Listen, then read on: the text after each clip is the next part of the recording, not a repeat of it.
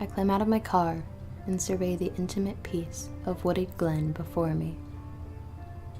It's quiet here and cold. I've come to this secret, isolated place every day for the past week. It used to be our spot, but now it's only Aiden's. I sit on the grass and I stare at his tree, and I feel the chilled, thin air whip the hot tears from my cheeks. I shake my head and try to clear it as the familiar questions bleed into my mouth, begging to be asked. How could he have done this? What drove him to it? Why didn't I see the signs? Is it my fault? I bury my head in my hands, partly for warmth, partly in despair. We were happy once. We were in love. This was our spot. And now when I look at Aiden's tree, all I see is death.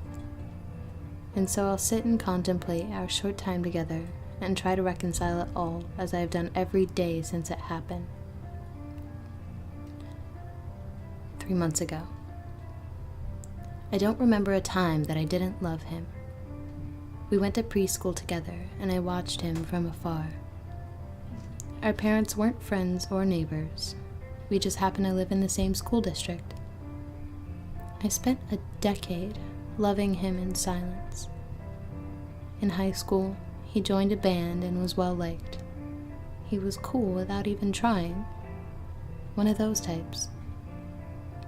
I was the shadow in the hallway, the unregistered blip on the lunchroom radar. I was something to step around, just a dismissive object out of the corner of their eyes. But I had my own friends, and they were as different as I was.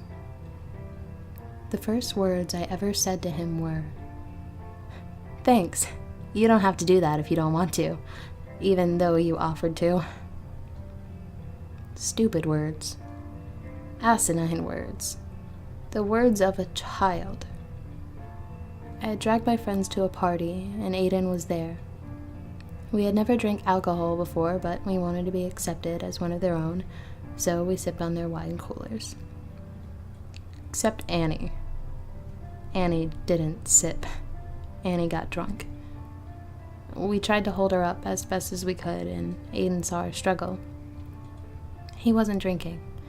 He was so responsible, so mature. He offered to drive us home. I didn't have my car. We said yes. I watched the wind dance between the branches of Aiden's tree. The long, spindly boughs are barren with nothing to catch the gales. They move only slightly, as if slow dancing with a lover. It doesn't remind me of us. Your tree is strong, but then it had to be, didn't it? I wonder how long it takes a man to die, hanging from a tree. I pull my jacket around me tighter, as if it were a safety blanket, but it can't protect me from the questions. Where were the red flags? What does it say about me that I missed them? That I missed all of them? 2 months ago. Aiden called and invited me to a horror movie. How did he even get my number?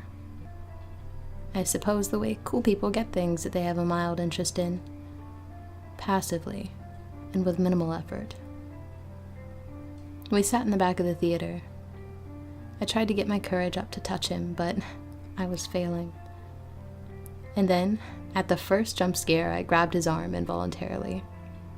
His hand immediately closed over mine. He held me there, smiling and stroking my fingers. Afterward, we sat in his car and talked for hours. He was nothing like I thought. He was humble and creative and deep. He showed me a smile I'd never seen on him before. I called it my smile, because it was only ever for me. I wanted to hide that we were dating from the school, but Aiden didn't care. He wanted the whole world to know. After 2 weeks, I met his parents, and he met mine. He drove me to our spot after a party and kissed me for the first time. His lips tasted like cool mint. Our spot. It had been my favorite place to go, in real life and in my dreams. It had been beautiful and warm. The magic of our young love reflected in a twinkling canopy of stars and shimmering red autumn leaves. But now, it was just a grotesque pile of dirt and dead grass upon the skin of Mother Earth. The trees, once whimsical and droll, now looked like sharp, unwelcome daggers jutting intrusively out of the tender, hallowed ground. It looked like it hurt.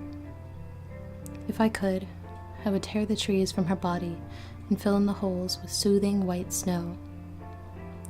Oh, Aiden, I need to know why you did it. Why did it have to end? What drove you to such extremes? Did he do it because of me? Or had it been buried deep within him all along? I stare at Aiden's tree, willing it to give me the answers I crave. But the tree is silent and lovely, masquerading as an innocent, peaceful life. But I know it's not. It has played its part. I loved you, Aiden. I told you so under this tree, and you told me too. We were stronger than the demons together. I know we were. How could someone like you, so loving, so creative, so beautiful, wind up here, hanging from an ugly sugar maple, your body as empty as its crisp black branches? I had been so blind to him and to what was slowly happening around me. 1 month ago. I can't put a finger on exactly when it started or why. It's like trying to remember the precise moment you fell asleep upon waking the next day. The details are hazy and blurred. It seemed to happen over time, and yet, all at once. He still winks at me. He hugs me. We go places together and we kiss. But the smile he reserved for only me seems to have disappeared from his stock of facial expressions. I don't realize then that I'll never get to see my smile again. After a week, I began to wonder if he's falling out of love with me. So, I offer him the only thing that a girl like me has to offer someone like that: my innocence. Aiden smiles gently and asks if that's what I really want. I tell him yes. I know that the night will be painful and beautiful, and that I'll blossom into something different and lovelier by the morning. He considers for a while, and then strokes my hair and tells me he wants nothing more. He promises not to hurt me. He promises not to touch me if I don't feel right about it when the time comes. He keeps his promise. We choose a night after a party to drive to our spot. I'm happy again, for a short time. The light in the sky is growing dimmer now. Colors begin to bleed into the horizon, and I know I must go soon. The wind has left our spot, and the air, though thin and cold, is somehow stagnant. Had Aiden's last breath of air been like this, stale and decaying? Or had it smelled beautiful, as our spot once had, like fresh pine and starlight? I would find no honest answers here, only lies and silence. 7 days ago. I find it cruel, whether intentional or careless, that Aiden bought the rope while I was with him. I met him at the Home Depot where he worked, and he said he had to buy something after he got off the clock. He said it like it meant nothing at all. It was a long, white rope, just an innocuous weaving of fibers selected unceremoniously from a red bucket of ropes. How could such a plain, ordinary thing take away something so precious to me? How could it dare?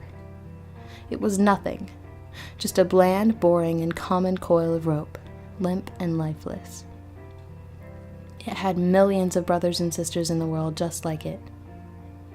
It just doesn't seem fair, like it assumed too much of itself to take something so important away.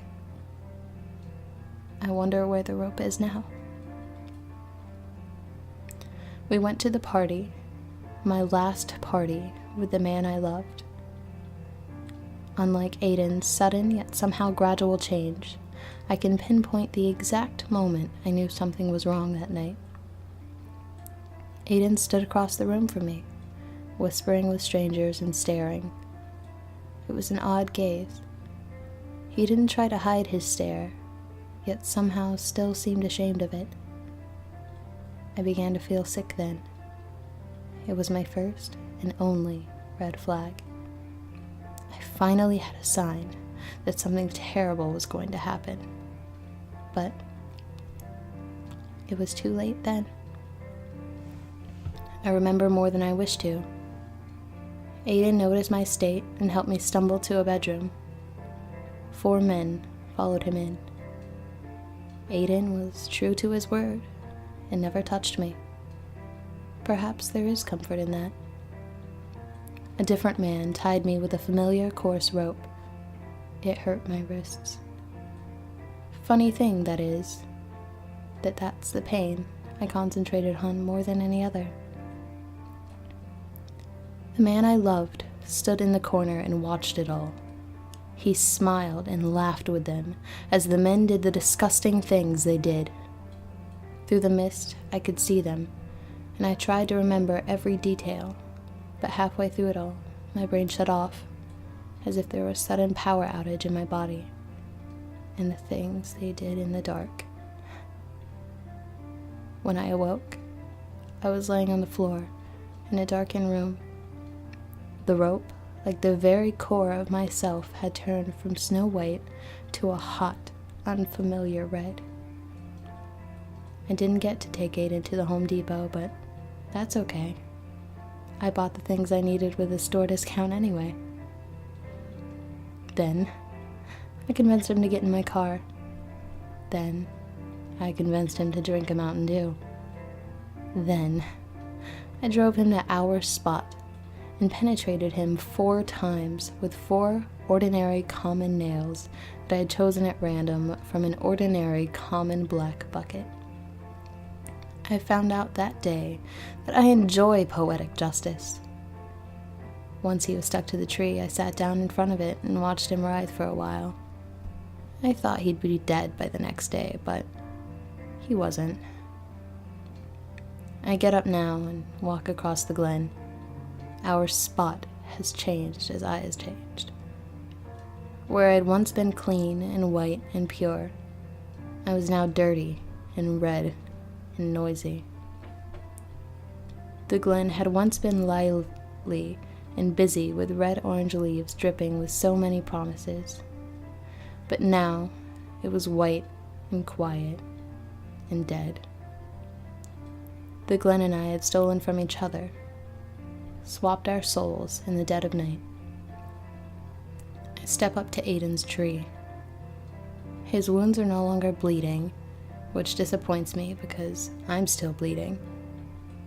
It's been 5 days. Pieces of his feet are missing, and chunks of flesh from his face and thighs, just as chunks of me are missing. We are inside-out mirrors of each other, and this calms me. Aiden hasn't moved since I've been here.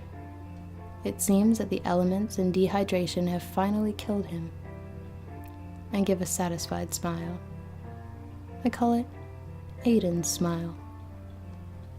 I pull off an orange glove and place my hand against the thin, waxy skin of his face. He opens his eyes just a fraction and parts his cracked lips to speak. He makes no sound, as there is only ash in his throat where his promises were cremated. I frown and sigh in disappointment as I prepare to make the drive home. I had hoped this would be the last I'd see of Aiden's spot.